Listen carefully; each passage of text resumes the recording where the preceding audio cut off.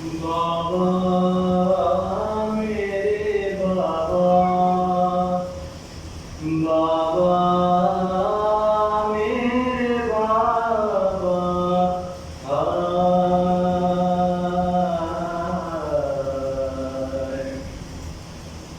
شاہ کی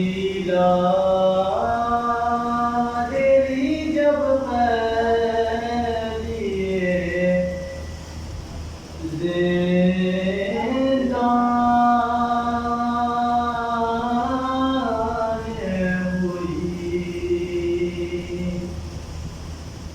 روئی گھبرائی باتیں اور پریشان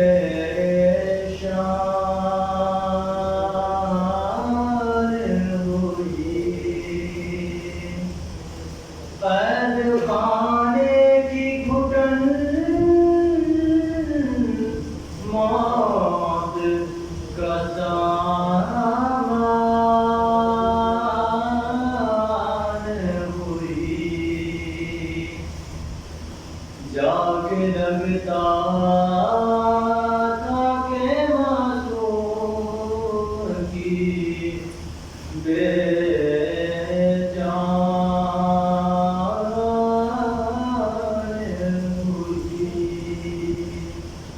لاش شبیر کی مقتل میں تڑپ جاتی تھی، قید خانے سے دو بچی کی صدا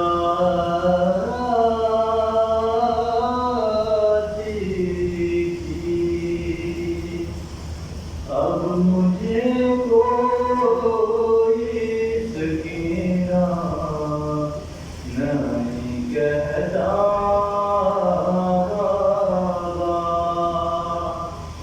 اب مجھے کوئی سکینہ نہیں کہتا،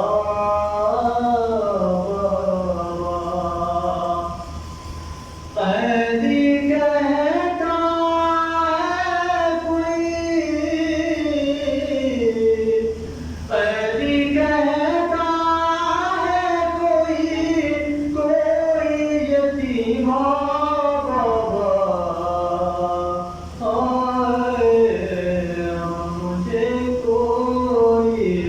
سکینہ نہیں کہتا،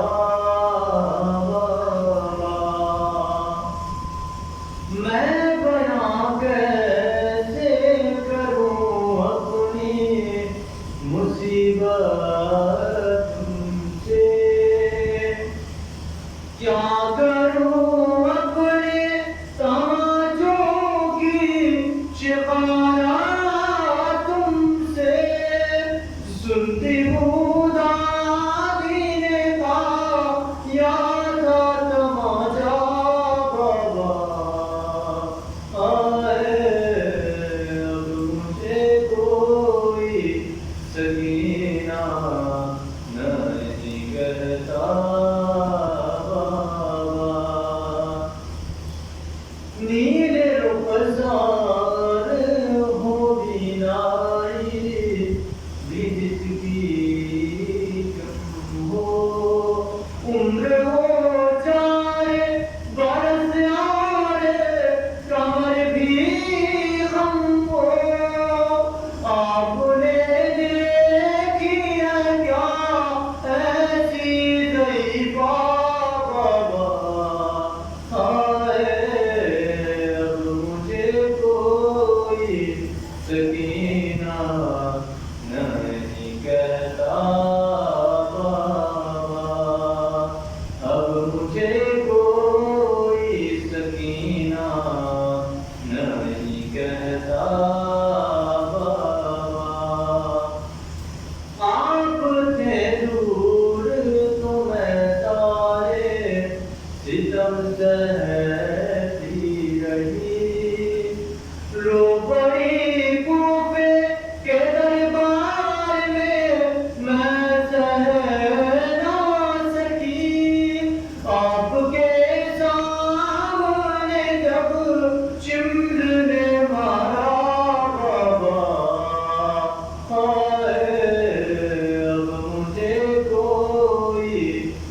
سکینہ نمی کے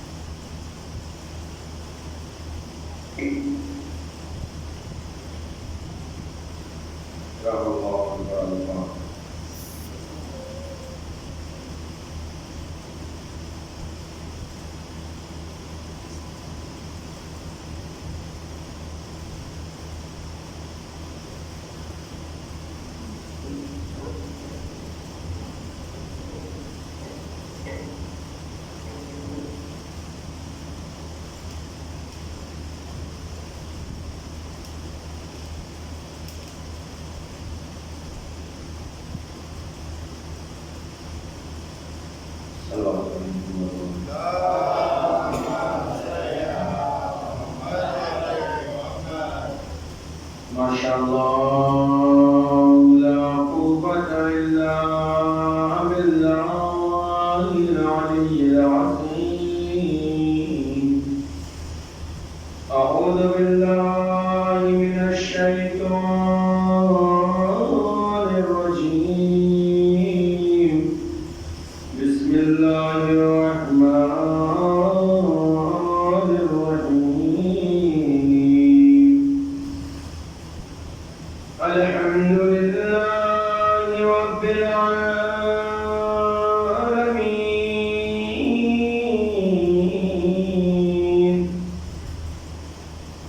والجنة للموحدين والنار للعاصين. والصلاة والسلام على أشرف الأنبياء والمرسلين وخاتم النبيين ومولانا مولى الثقلين جد الحسن والحسين بالقاسم محمد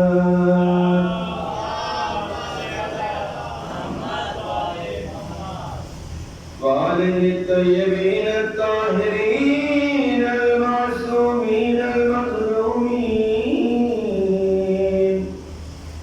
ولعنة الله على أعدائهم أجمعين من ليلنا هذا إلى يوم الدين. أما بعد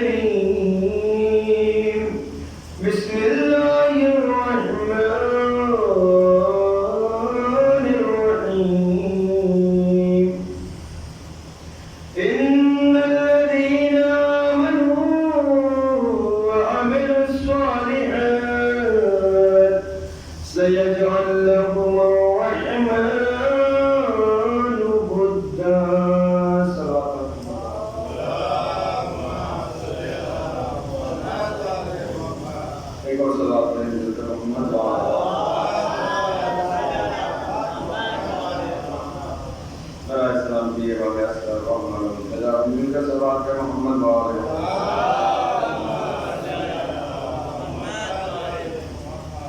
اپنی اور تمام مومنین و مومنات کی صحت و سلامتی کے لیے مل جل کر صلوات پڑھیں محمد وآلہ محمد.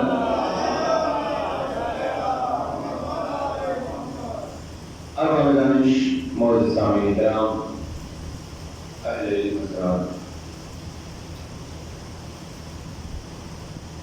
اس آیت مبارکہ کے ذیل میں گفتگو کرتے ہوئے تقاضۂ مودت کے تحت یہ 11 محرم الحرام کی آج مجلس، جسے خطاب کرنے کا شرف حاصل کر رہا ہوں محمد وآلہ محمد کے طفیل میں، خدا عالم سے دست دعا ہے کہ پروردگار اور خدات اہل بیت علیہ السلام اور ان کے احکامات کو ہمارے قلوب میں منور فرما، اور خصوصی طور پر ان تمام چیزوں پر ہمیں سب سے پہلے عمل پیرا ہونے کی توفیق عنایت فرما. اور سب سے بہترین دعا اور اچھی دعا یہ ہے پروردگار ان مجالس اعضاء کے صدقے میں اس کے طفیل میں دنیا عالم انسانیت سے جو لوگ بھی اس وبا بیماری اور مرض کا شکار ہیں ان تمام لوگوں کو اس سے نجات عنایت فرما، اور جو لوگ بھی اس کا شکار ہیں مریض ہیں انہیں شفائے کامل و عاجل عنایت فرما. مل جل کر صلوات پڑھیں محمد وآلہ محمد.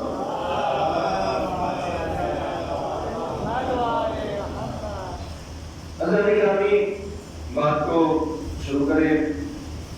خدا عالم نے اس آیت مبارکہ میں جو کہ سورہ مریم کی آیت نمبر 96 ہے، اس میں ارشاد فرمایا کہ ان الذین آمنوا وعملوا الصالحات سیجعل لهم الرحمن ودا، بے شک وہ لوگ جو ایمان لے آئے اور نیک عمل انجام دیتے ہیں، عمل صالح بجا لاتے ہیں، سیجعل لهم الرحمن ودا، القریب خدا عالم ان کے دلوں میں کہ جو مومن ہیں، جو نیک عمل انجام دیتے ہیں، جو صالح بندے ہیں، خدا عالم ان کے دل میں اہل بیت اطہار علیہ السلام کی مودت کو داخل کر دے گا.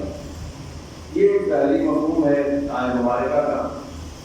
یقیناً خدا عالم نے مودت کو اور مودت جیسی پاکیزہ چیز کو اہل بیت اطہار علیہ السلام اور ان کے چاہنے والے، ان کے برگزیدہ دوست اور احباب اور ان سے محبت کرنے والوں کے لیے مخصوص کر رکھا ہے. یہ مودت وہ مودت ہے کہ جو پاک و پاکیزہ ہے. خدا عالم نے اسے ہر ایک کے لیے نہیں بلکہ ان لوگوں کے لیے اس مودت کا وعدہ کیا ہے کہ جو صاحب ایمان ہیں، یقینی طور پر با ایمان ہیں، بے ایمان نہیں ہیں، نیک عمل انجام دیتے ہیں، ان کا کردار اچھا ہے، بد کردار نہیں ہے، بے عقیدہ و بے عمل نہیں ہے. یقیناً یہ مودت اہل غیرے کو نہیں ملتی ہے.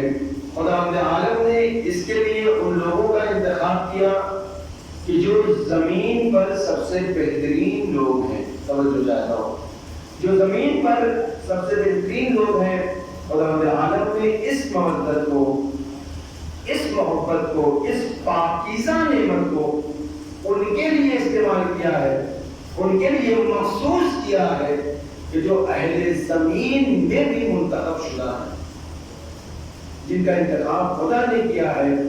اور جیسے کہ سورہ بینہ کی آیت مبارکہ میں خدا عالم نے ارشاد فرمایا کہ جو لوگ عمل صالح بجا لاتے ہیں، یقیناً وہ لوگ زمین پر سب سے بہترین لوگوں میں سے ہیں. ہم خیر البریہ، یہ لوگ زمین پر سب سے بہترین لوگوں میں سے ہیں. سلام پڑھیں محمد والے محمد پر.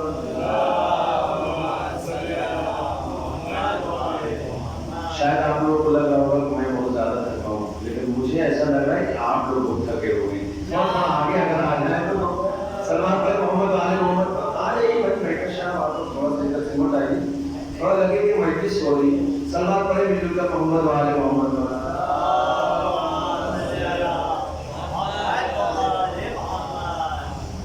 نظر ہے تھوڑا کمزور ہے، اس لیے اب نزدیک آ گئے چہرے نظر آ رہے ہیں. سلمان پڑھے مل جل کر محمد والے محمد.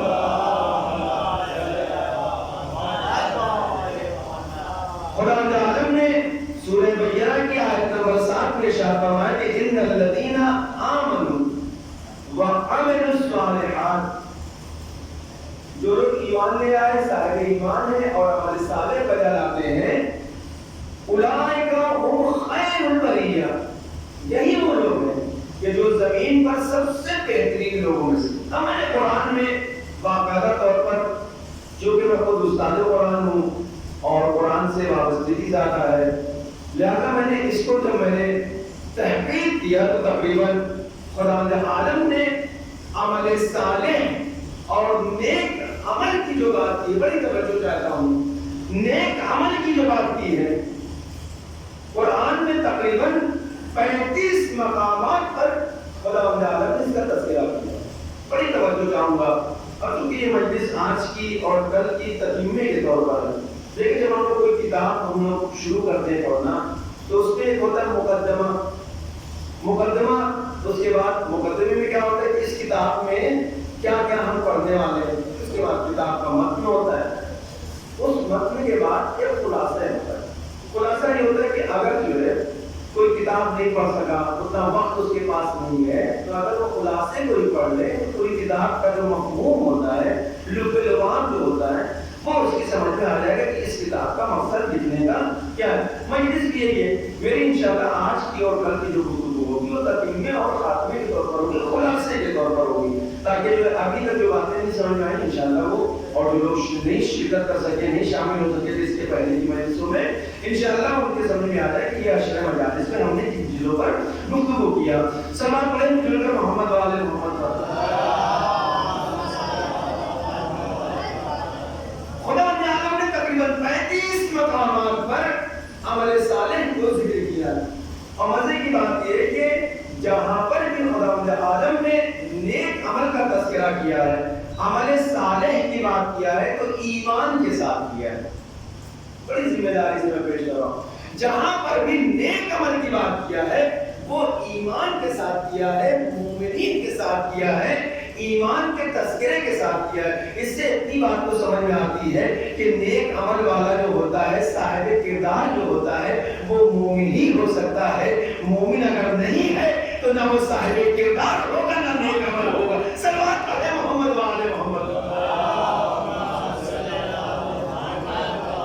صرف ایک مقام ایسا کہ جہاں پہ خدا عالم نے عمل صالح کو ایمان کے بغیر استعمال کیا. باقی تقریباً 35 مقامات پر خدا عالم نے قرآن کی آیتوں، متعدد آیتوں میں، سورہ نصر تک جتنی بھی آیتیں ہیں سب میں عمل صالح اور نیک عمل کا جو تذکرہ کیا ہے وہ باقاعدہ طور پر خدا عالم نے یہی سے باتیں شروع ہوتی ہے. ان الذین آمنوا، پہلی شرط ایمان، وعملوا الصالحات، اور اس کے بعد عمل صالح، اور اس کے بعد ایک پورا سلسلہ ہے.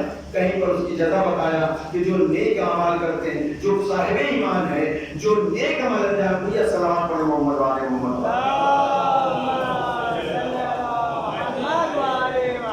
جو لوگ نیک عمل انجام دیتے ہیں، زیادہ زیر زحمت نہیں، تھوڑی دیر میں طرف بچے رہے، کہ جو لوگ ایمان، صاحب ایمان ہے اور نیک عمل انجام دیتے ہیں، ان کی جزا خدا عالم نے بتایا. اور سب ان تمام جزاؤں میں، ان تمام نعمتوں میں سب سے بڑی جزا جو ہے خدا عالم کی طرف سے وہ مودت اہل بیت ہے. سب سے بڑی جو جزا ہے وہ مودت اہل بیت ہے. بھائی اس سے پہلے آیتوں میں خدا عالم نے متعدد مقام میں ارشاد فرمایا، کہیں فرمایا کہ جو صاحب ایمان ہے اور عمل صالح بجا لاتا ہے اس کے لیے جنت ہے، جنت میں بہتی ہوئی نہریں ہیں. جو صاحب ایمان ہے اور عمل صالح انجام دیتا ہے اس کے لیے دنیا میں بھی خیر ہے، آخرت میں بھی خیر ہے. جو نیک عمل انجام دیتا ہے اور مومن برگزیدہ لوگوں میں شمار کیا ہے. جو صاحب ایمان ہے, جو صاحب نیک عمل انجام دیتا ہے, وہ اہل زمین پر منتخب شدہ لوگوں میں ہے. جو نیک عمل انجام دیتے ہیں اور صاحب ایمان ہے وہ خیر البریہ ہے. جو نیک عمل انجام دیتے ہیں, جو صاحب ایمان ہے, وہی لوگ تو باتقوا ہے, وہی لوگ تو با ایمان ہے. جو صاحب ایمان ہے اور عمل صالح اور نیک کام انجام دیتے ہیں, خداوند عالم نے گارنٹی لیا ہے کہ یہ وہ لوگ ہیں جو کبھی بھی برائی کی طرف نہیں جاتے ہیں بلکہ یہ اچھائیوں کی طرف آتے ہیں. ان کو دیکھ کر لوگ اچھائی کا راستہ ڈھونڈتے ہیں, ان کو دیکھ کر لوگ برائیوں سے دور ہو جاتے ہیں. صلوات پڑھے محمد والے. میں نے 5-6 آیتوں کا خلاصہ بیان کیا. پہلا 35 آیات ہے قرآن مجید کی آیتیں ہیں جس میں متعدد طریقے سے خدا تعالیٰ نے جزا کو ذکر کیا کہ ان کی جزائیں کیا. اب ذرا تصور کریں خدا تعالیٰ نے جو سب سے بڑا لفظ استعمال کیا ہے, جیسے میں نے آیت بینہ کی تلاوت کیا کہ ان الذین آمنوا وعملوا الصالحات اولئک هم الخیر البریہ. اللہ اکبر. یہ بڑا بہترین اور خیر البریہ ہے. خیر البریہ پوری زمین پر سب سے بہتر یہی لوگ کہ جو صاحب ایمان ہیں اور نیک عمل انجام دیتے ہیں. یہ زمین پر سب سے بہترین لوگوں میں سے ہے. لہذا جب زمین پر سب سے بہترین لوگوں میں سے ہے تو خدا نے کہا ہے سیجعل لهم الرحمن ودا. ان قریب خدا عالم ان کے دلوں میں مودت اہل بیت کو داخل کرے گا جو زمین پر سب سے بہتر ہے. صلوات پڑھے محمد و آل محمد.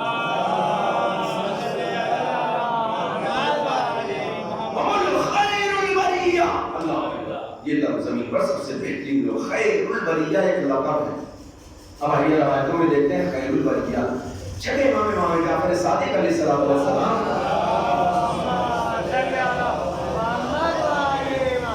میں سطح کے لیے اہل بیت علیہ السلام کا بہت شکر گزار ہوں. ان سے دعا کرتا ہوں کہ پروردگار ہمارے علوم میں اضافہ فرمائے اور ان کے علوم کو اپنے سینوں میں داخل کرنے کی ہمیں توفیق عنایت فرمائے اور پھر اس پر عمل کرنے کی توفیق عنایت فرمائے. بڑی توجہ چاہتا ہوں. وہ بولے خیر البریہ, یہ خیر البریہ ہے. چلے امام کے زمانے میں ان کے فرزند ہیں, کوئی پرندہ لے کر آئے. امام نے پوچھا بیٹا جانتے ہو یہ پرندہ کون سا پرندہ ہے؟ توجہ چاہتا ہوں. بابا جان جو ہدہد جانتے ہیں آپ؟ ایک پرندہ ہوتا ہے جس کے سر پر قلبی ہوتی ہے, تاج ہوتا ہے, خوبصورت سا ہوتا ہے. ہدہد پرندہ ہے جو جناب سلیمان کے تذکرے میں بہت زیادہ سننے ملتا ہے. آپ کے معمول قصبے بھی تقریباً پہلے بہت زیادہ پایا جاتا تھا, ابھی کہیں نہیں نظر آیا. بابا جان یہ ہدہد ہے. کہا بیٹا ہدہد تو ہے, جانتے ہو اس کے پروں پر یہ خط کھینچے ہوئے ہیں, نشانات. اب آپ نے ہدہد دیکھیے گا تو اس کے پر دونوں سائڈ میں دیکھیے کالے نشان ہوتے ہیں, براؤن کلر کا ہوتا ہے اور اس کے اوپر جو نشان ہوتے ہیں لائن جو پڑی ہوتی ہے خط کھینچا ہوتا ہے کالے کلر کا, بلیک کلر کا. امام نے پوچھا کہ بیٹا جانتے ہو یہ خط کیسے ہے؟ اگر نشان, یہ نشان کیسا ہے؟ پتہ ہے تم کو اس کے بارے میں؟ کہا نہیں بابا جان آپ سے بہتر کون جانتا ہے, آپ بتائیے یہ کیا ہے؟ کہا کہ جو پرندہ ہے باعث خیر و برکت ہے. بڑی توجہ. اور انشاءاللہ کسی دن مجھے فرصت ملے گی اور موقع ملا تو میں صرف پرندوں کے اوپر ایک مجلس پڑھوں گا جس میں معصوم نے بتایا کہ وہ کون سے پرندے جو باعث برکت ہیں اور باعث نحوست ہیں, اور معصومی نے منع کیا کہ ان پرندوں کو گھروں میں نہ آنے دو, آشیانہ نہ بنانے دو. بہت سے ایسے پرندے ویسے اس میں سے ایک جو ہے فاختہ, فاختے کے بارے میں امام نے فرمایا, شیخ امام نے فرمایا اپنی بیٹے سے وہ پکڑ کے لے کر آیا تھا اس کو کیا نام ہے پالنے کے لیے. امام نے پوچھا بیٹا یہ جانتے ہو یہ فاختہ کا کیا بابا ہے؟ فاختہ تو کافی بیٹا تم کو یہ بھی پتا ہے کہ شہید ثانی کی کتاب لکھی اس کو انہوں نے حوالہ دیا شیخ امام سے. ہم کو وہ کتاب ہے لمحات الدمشقیہ, وہ کتاب کی جس کو پڑھ کر لوگ عالم بنتے, بغیر اس کو پڑھے ہوئے جتنے بھی علماء کرام ہیں بغیر اس کو پڑھے ہوئے عالم بن نہیں سکتے. اس کتاب میں اس حدیث کا تذکرہ. امام نے پوچھا کہ بیٹا جانتے ہو یہ فاختہ کیا ہوتا ہے؟ آپ کا بابا جان آپ ہی بہتر بتائیے فاختے کے بارے میں. کہا کہ بیٹا یہ جس گھر پر بیٹھتا ہے یہ بددعا کرتا ہے کہ گھر والے تباہ و برباد ہو جائیں. بیٹا یہ اس اسباب نحوست میں سے ہے, باعث نحوست ہے, اس کو گھر کی چھتوں پر نہ بیٹھنے دو. صلوات پڑھے محمد و آل محمد.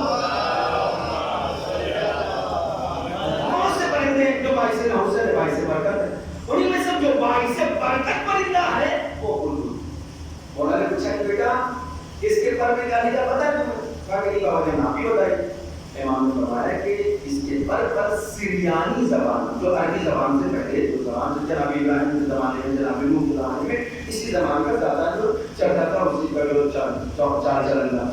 تو امام نے پوچھا بتایا کہ بیٹا یہ اس کے پروں پر سریانی زبان میں خداوند عالم نے لکھا ہے. بابا جان کیا لکھا ہے؟ آپ فرماتے ہیں کہ آل محمد خیر البریہ، یعنی آل محمد ہے کہ جو زمین پر سب سے بہترین لوگ ہیں. یعنی یہ آل محمد ہے جن کو خدا نے تمام زمین والوں پر سب سے بہترین مخلوق بنا کر پیش کیا ہے. اب بات سمجھ میں آئی. سورہ بینہ میں خداوند عالم نے شاید کسی کی طرف اشارہ کیا ہے کہ ان الذین آمنوا وعملوا الصالحات اولئک هم الخیر البریہ. جو صاحبان ایمان ہے صحیح معنوں میں جو صحیح نیک عمل انجام دیتے ہیں صحیح معنوں میں اولئک هم الخیر البریہ، یہی لوگ تو ہیں کہ جو خیر البریہ ہے. صلوات پڑھے محمد وآلہ.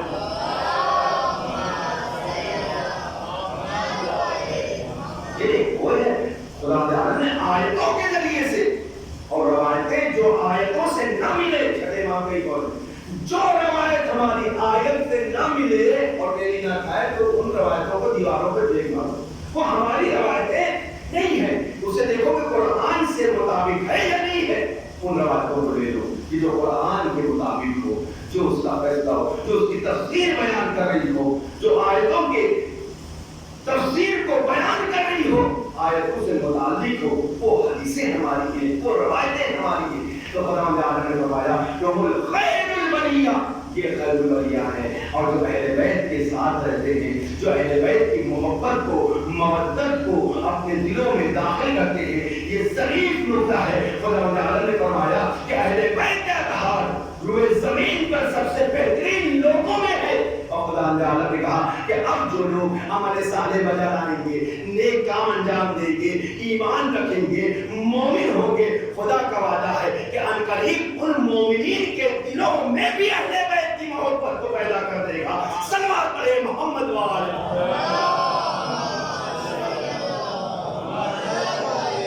یعنی جس طرح سے اہل بیت اطہار علیہ السلام خیر البریہ ہے، ان کا ہر چاہنے والا بھی اسی سب میں ہونا چاہیے تاکہ اس کے اوپر یہ لیول ہو کہ وہ خیر البریہ ہے، خیر الشریعہ نہیں ہے.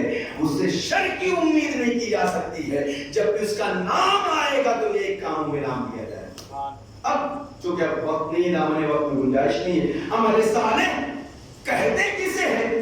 اور قرآن نے خود اس کی وضاحت فرمایا بہت سی جگہوں پر. اب اس کی طرف میں اشارہ کر کے آج کی بات کو میں تمام کروں کہ عمل صالح وہ ہر کام ہے.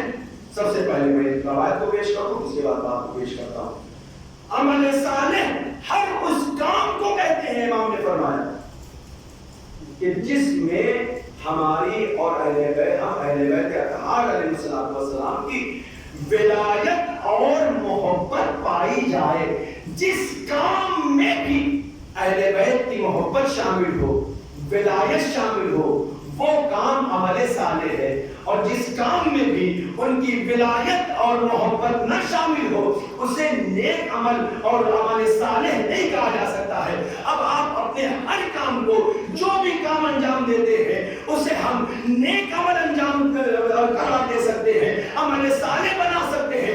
شرط یہ ہے کہ وہ محبت اہل بیت کے ساتھ ہو، محبت اہل بیت کے ساتھ ہو. اب اگر ہمارا سونا محبت اہل بیت کے ساتھ ہے تو عمل صالح ہوگا. ہمارا جاگنا محبت اہل بیت کے ساتھ ہے تو پھر وہ عمل صالح ہوگا. کسی کی مدد کرنا یہ محبت اہل بیت کے ساتھ ہے تو عمل نیک ہوگا. اور اگر ہماری مدد کرنا، قرب کرنا، نمازیں پڑھنا، عبادتیں کرنا یہ محبت اہل بیت کے ساتھ ہے تو پھر وہ عمل صالح انجام ہوگا. لیکن جس نماز میں اہل بیت کی محبت نہ ہو، ان کی محبت نہ ہو تو پھر یاد رکھنا نماز تو ہوگی، نماز کی شکل تو ہوگی لیکن نماز کی روحانیت نہیں ہوگی. نہ وہ عبادت شمار کی جائے گی، نہ ہی روزہ شمار کیا جائے گا. اس کا وعدہ خود امام شافعی کہتے ہیں وہ نماز کیا ہے؟ جس نماز میں اہل بیت پر صلوات نہ پڑھی جائے.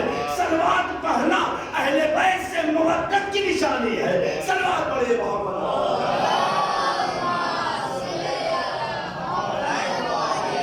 نعرہ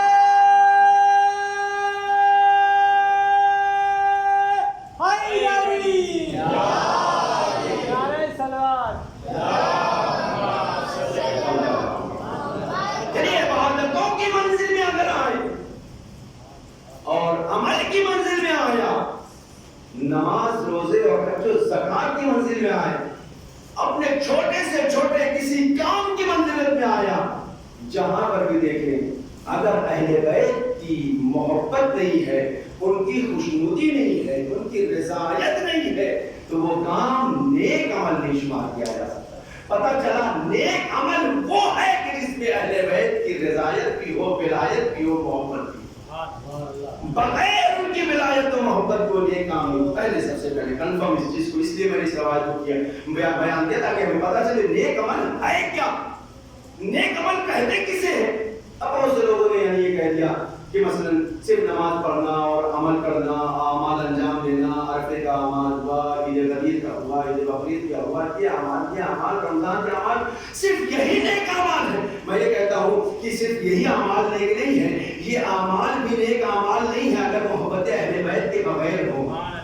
توجہ چاہتا ہوں کیونکہ روایت موجود ہے کہ اگر ہماری ولایت و محبت نہیں ہے تو اٹھنا بیٹھنا کہا جائے گا عبادت میں شمار ہو سکتی ہے۔ صلوات پڑھے محمد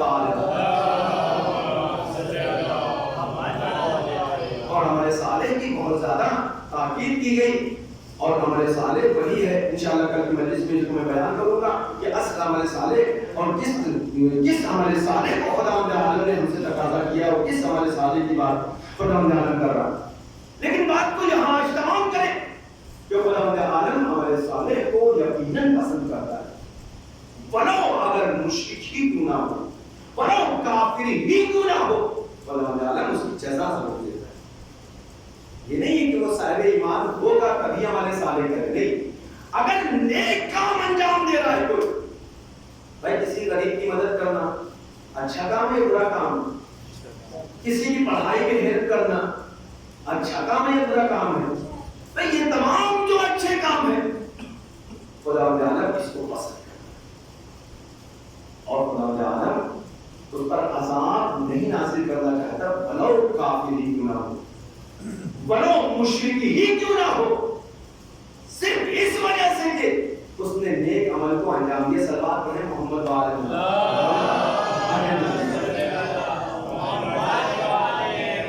ایک اور صلوات پڑھیں مل جل کر محمد وعلیہ۔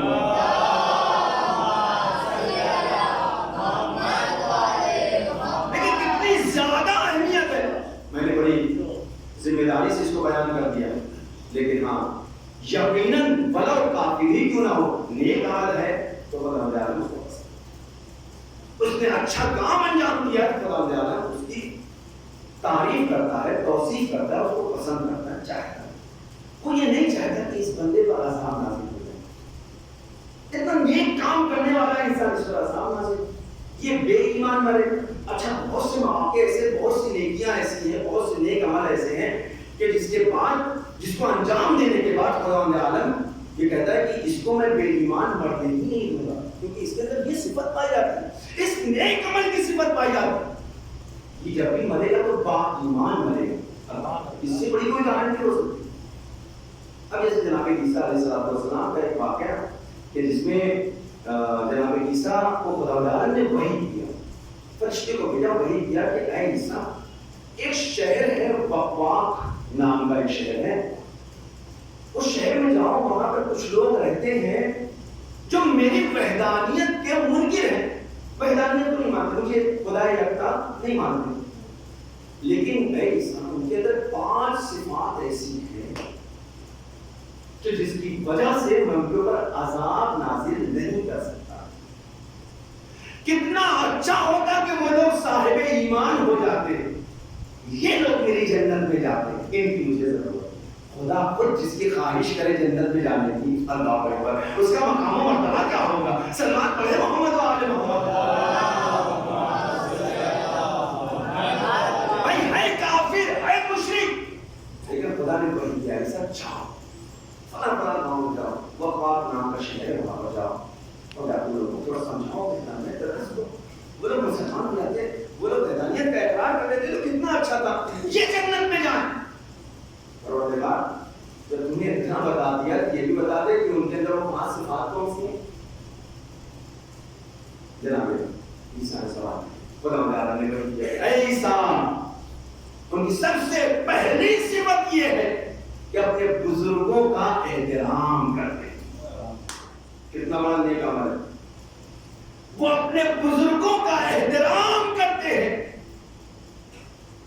کبھی ان کے خلاف آواز نہیں اٹھاتے کہ عزت نہیں کرتے، ان کا احترام کرتے.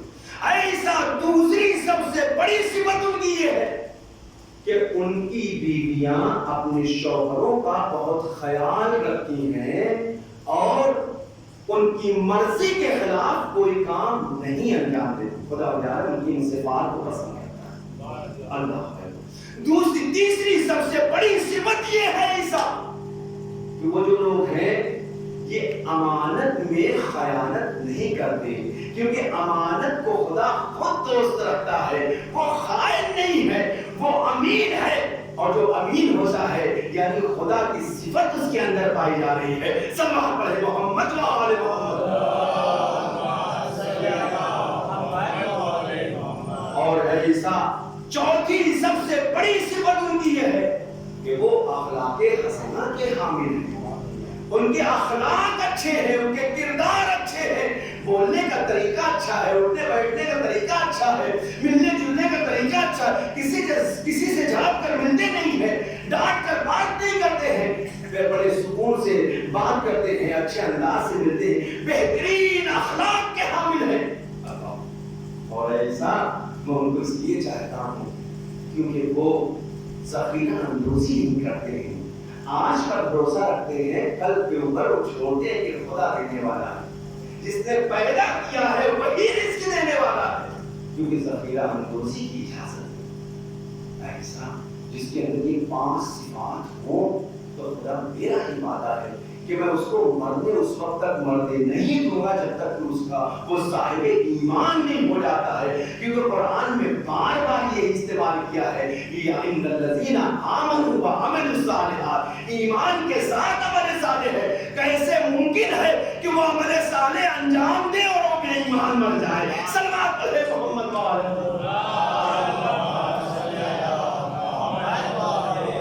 دونوں ایک دوسرے سے مربوط ہیں. ان کو جا کے تبلیغ کرو، عیسیٰ جا کے سمجھا دو گا آپ کے نام عیسیٰ. صلوات محمد وعلی جناب عیسیٰ علیہ السلام اپنے شہر سے نکلنا چاہتے ہیں، بڑی تیاری سے نکلنے کی چل کے شہر وفاق چلتے ہیں اور چل کر وہاں پر لوگوں کو سمجھاتے ہیں. شیطان ہر جگہ حاوی ہوتا ہے. اچھا جہاں پہ نیکیوں والا مسئلہ ہوتا ہے تو وہاں پہ سب سے پریشانی ہو جاتا ہے. نیکیوں سے روکنے کے لیے شیطان کب چاہے گا پورا کا پورا شہر وحدانیت پرست ہو جائے، یکتا پرست ہو جائے، وحدہ اللہ شریف خدا کی عبادت کرنے لگے، اس کا سجدہ کرے، کیونکہ یہ لوگ بتوں کو پوجنے والے ہیں.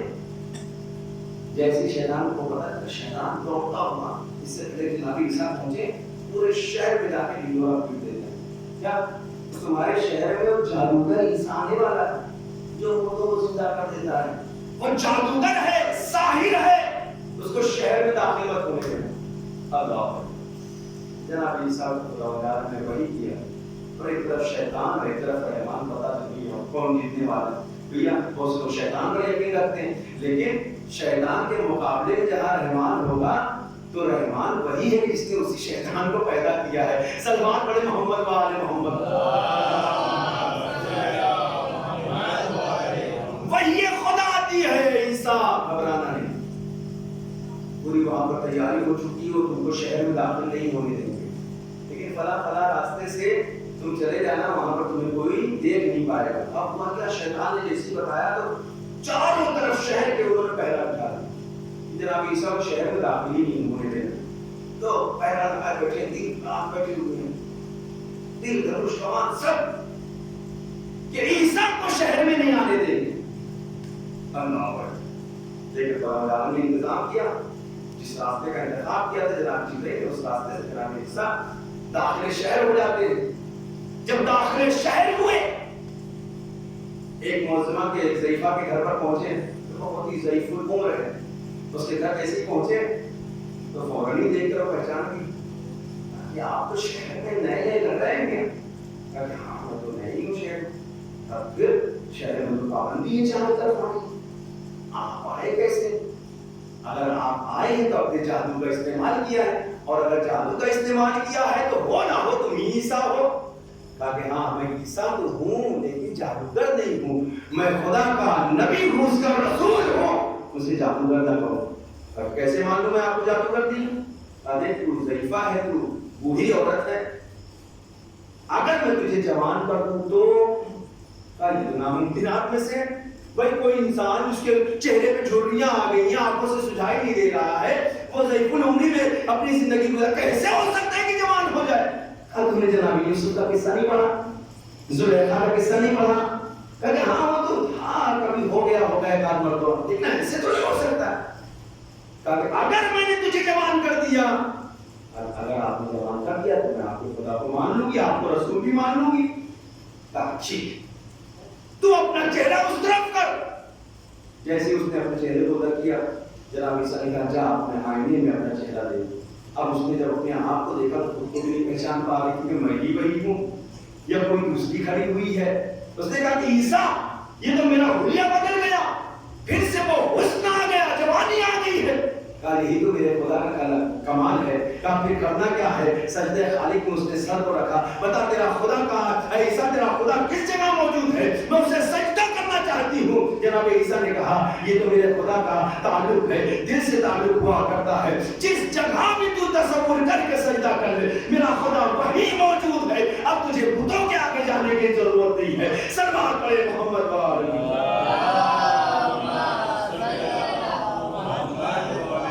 لیکن اس نے کہا کہ عیسیٰ یہ تو سب ہو گیا، ایک بڑی پرابلم ہے۔ وہ کیا؟ کہا پرابلم یہ ہے کہ جو میرا بیٹا ہے نا تو بڑا بدگمانت، بہت ہی بدخو، بدصورت اور بہت ہی جنات قسم کا ہے۔ وہ تو آپ کی کتاب میں ہے، آپ کو تلاش کر رہا ہے۔ اگر وہ آ گیا تو پھر مجھے تو معاف کریے، میں نہیں بچا پاؤں گی آپ کو۔ تجھے میں نے معاف کیا، لیکن تو اتنا یقین رکھ کہ میرا خدا جو مجھے یہاں تک بھیج سکتا ہے وہ میری جان کی حفاظت بھی کر سکتا ہے۔ میرے حال سے تو بے خبر میں، تجھے میری فکر کرنے کی ضرورت نہیں۔ اتنی بات ہی ہو رہی تھی کہ اس کا بیٹا آ گیا، اس کا ایک ہاتھ داہنا ہاتھ شل تھا اور بائیں ہاتھ سے سارا کام کیا کرتا تھا۔ گھر میں داخل ہوا، جیسے ہی عیسیٰ کو دیکھا کہا کون ہے تم؟ عیسیٰ ہے، وہی عیسیٰ ہے۔ کیا تم ہی عیسیٰ؟ کہا میں عیسیٰ ہوں۔ کہا کہ تم آئے کیسے؟ چاروں طرف پابندیاں تھی، یقیناً تم نے اپنے جادو کا استعمال کیا، اپنے سحر کا استعمال کیا۔ جناب عیسیٰ نے بہت سمجھایا لیکن اس کی سمجھ میں نہیں آیا۔ کہا کہ اچھا دیکھ، تیرا ایک داہنا ہاتھ شل خراب ہے، اگر تو کہے تو میں اپنے خدا سے دعا کروں تاکہ تیرا ہاتھ ٹھیک ہو جائے۔ کہ اگر میرا ہاتھ ٹھیک ہو جاتا ہے تو میں آپ کے خدا کی وحدانیت کا اقرار کرتا ہوں۔ اللہ اکبر۔ ٹھیک، صرف یہی اتنے پہ کام نہیں چلے گا، تجھے اقرار بھی کرنا ہوگا، اعلان بھی کرنا ہوگا۔ بہت بڑا پرابلم ہے۔ کہا کہ اچھا ٹھیک ہے میں اعلان تو کروں گا، لیکن ذرا آپ کی عیسیٰ ہے، نبی ہے، رسول ہے، اچھا ایک کام اور کریے گا۔ کہا وہ کون سا کام ہے؟ کہا جو بادشاہ کی بیٹی ہے، شہزادی ہے، میں نے اس کو ایک جھلک کہیں دیکھا تھا، مجھے بہت پسند ہے، میں چاہتا تھا شادی کا، مطلب میں غریب تھا، غربت تھا، میرے پاس پیسہ نہیں ہے، سوچتا تھا کیسے کروں گا، کیا یہ ہو سکتا ہے کہ میں اسے شادی کر سکوں؟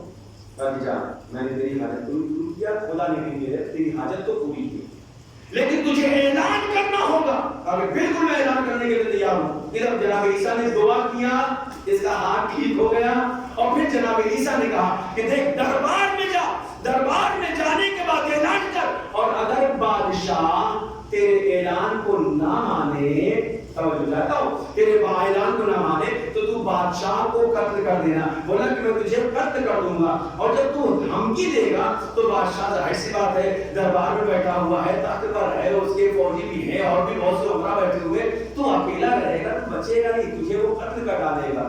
ایک مرتبہ قتل کرے گا میں پھر تجھے زندہ کروں گا، دوسری مرتبہ قتل کرے گا پھر میں زندہ کروں گا، تیسری مرتبہ جب قتل کرے گا پھر میں زندہ کروں گا۔ جب میں تیسری مرتبہ زندہ کروں تو پھر تو بادشاہ جب تجھ سے کچھ کہے، کچھ مانگے، کہے کہ تو اپنی خواہش ظاہر کر، تو تو اس وقت اس کی بیٹی کا ہاتھ مانگ لینا اور جو بھی شرط لگائے اس کو قبول کر لینا، میں اسے پوری کرنے کو تیار ہوں۔ سلوات پڑھے محمد کو آلہ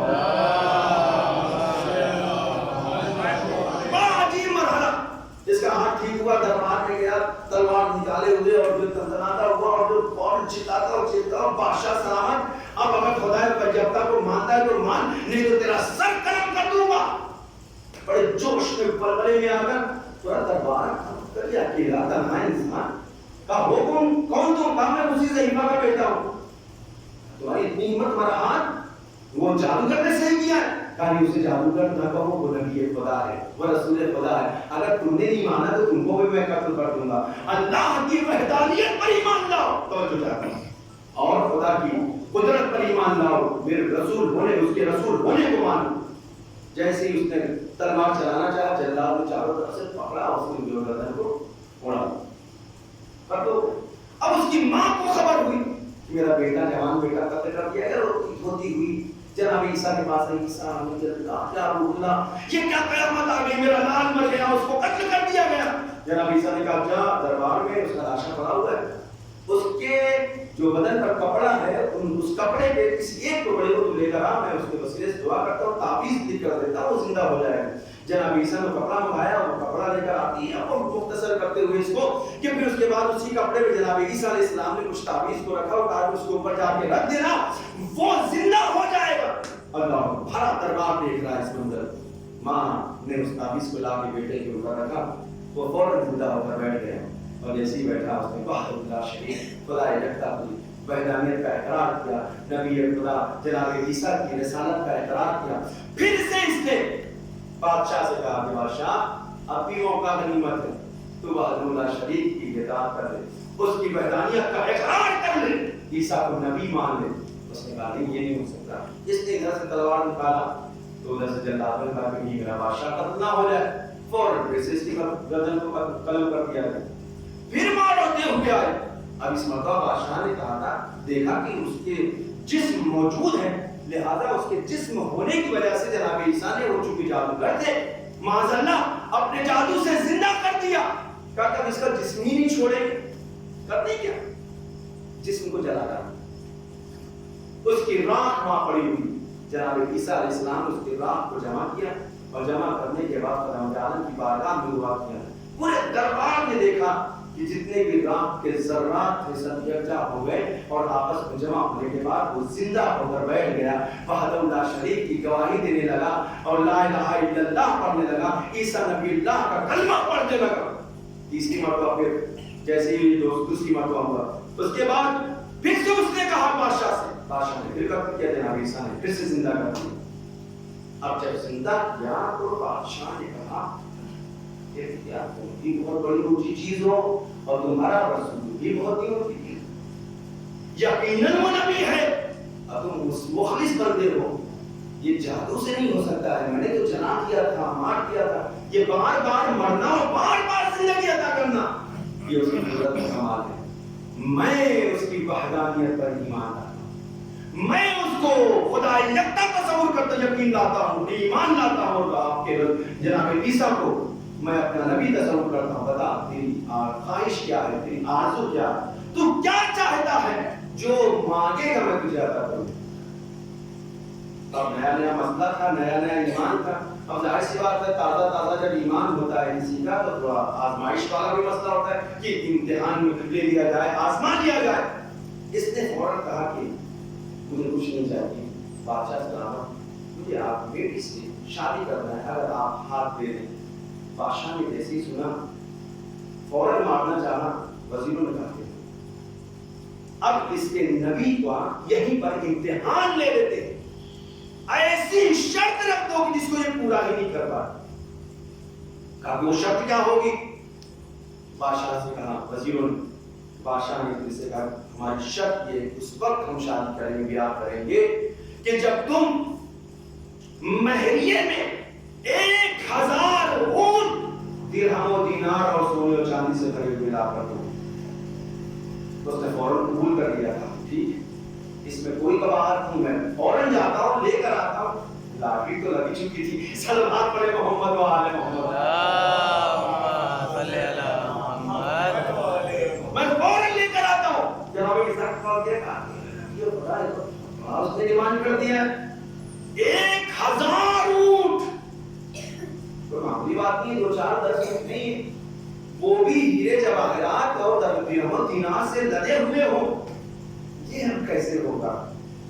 جو خدا تجھے زندہ کر سکتا ہے، جو خدا تجھے زندگی اور حیات دے سکتا ہے، وہی خدا یہ کام بھی کر سکتا ہے.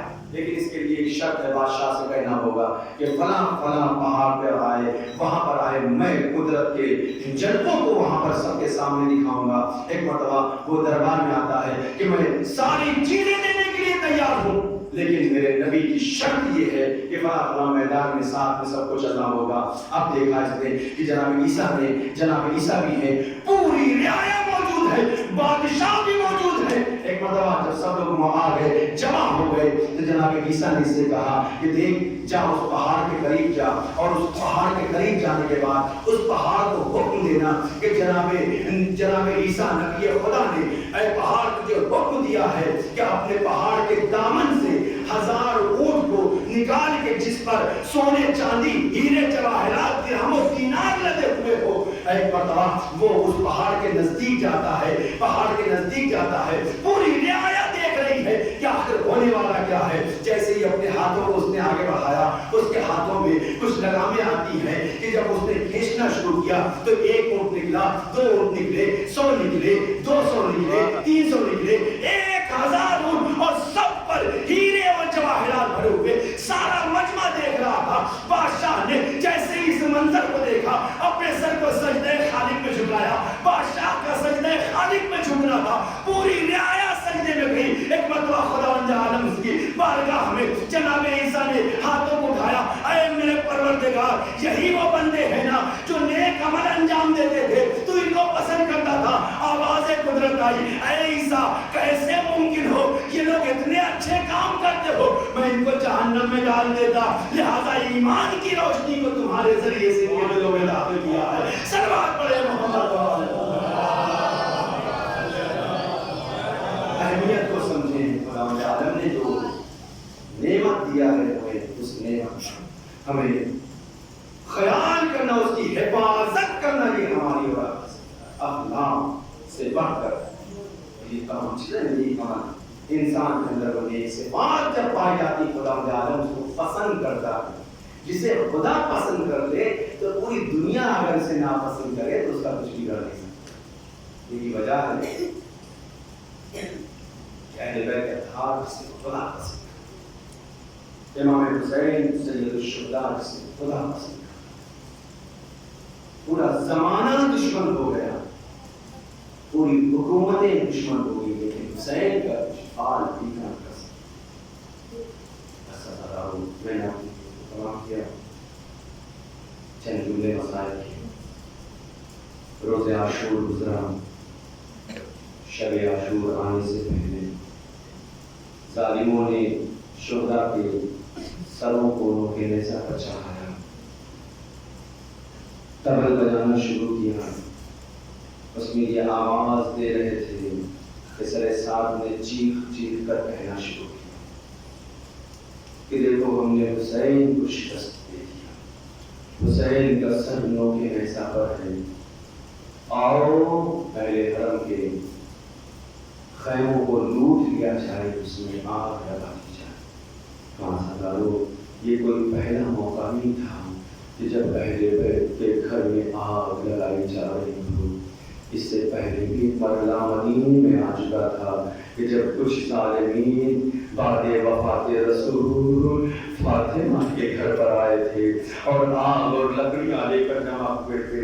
یہی تو کہہ رہے تھے نا، جو سر سعد کی آواز تھی بالکل وہی آواز تھی کہ سر سعد نے کہا ہاں گھر کے سامان کو باہر نکال کر پھینکو، گھر والوں سمیت آگ لگا دو۔ یہاں بھی مدینے میں بھی یہی آواز اٹھ رہی تھی، ہاں گھر والوں سمیت گھر میں آگ لگا دو، عزادارو ادھر زہرا کا گھر جلا، ادھر فاطمہ کا گھر جلا، ادھر زینب کے خیموں میں آگ لگی۔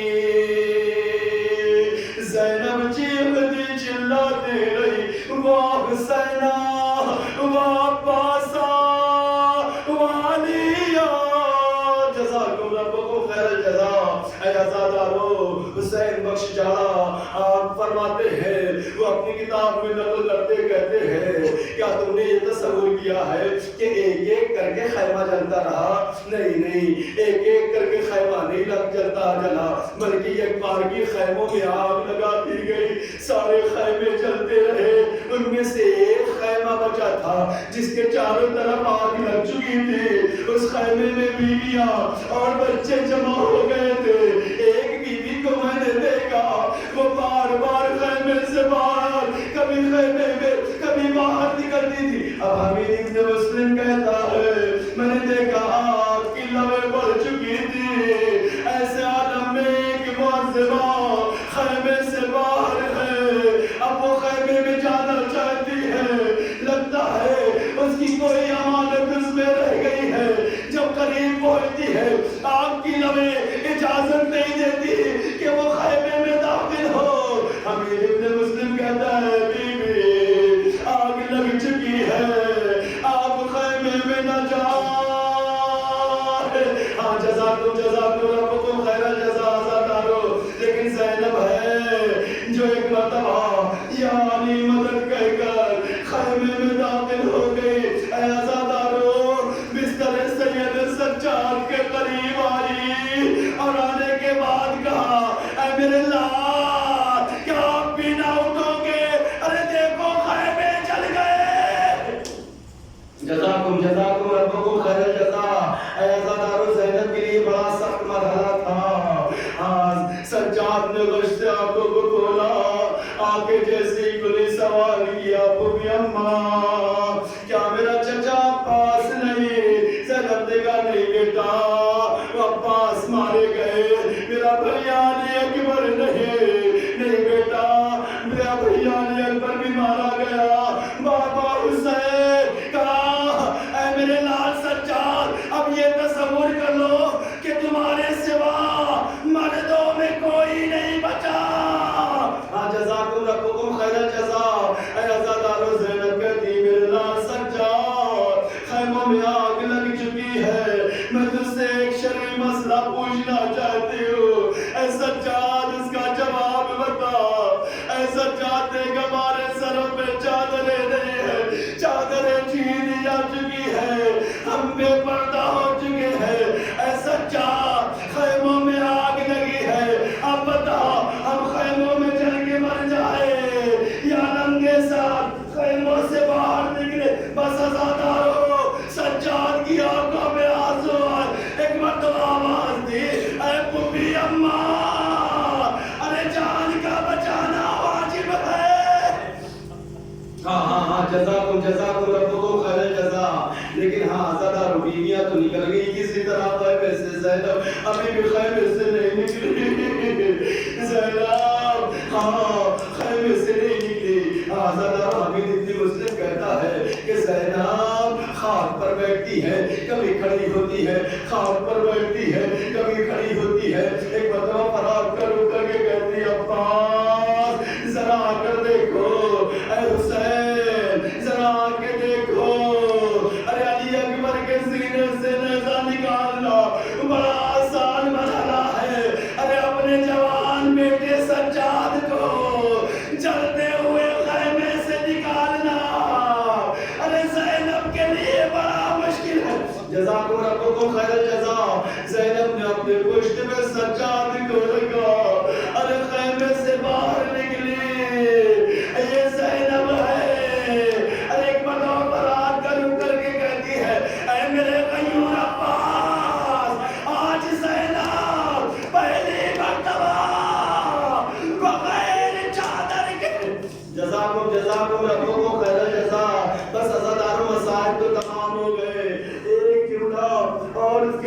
خط متوجہ ہوں گا۔ اے عزادارو، یہی بیویاں 11 محرم کو اسیر بنائی جانے لگی، ہاتھوں میں رسوان بندھنے لگی، قافلہ تیار ہونے لگا۔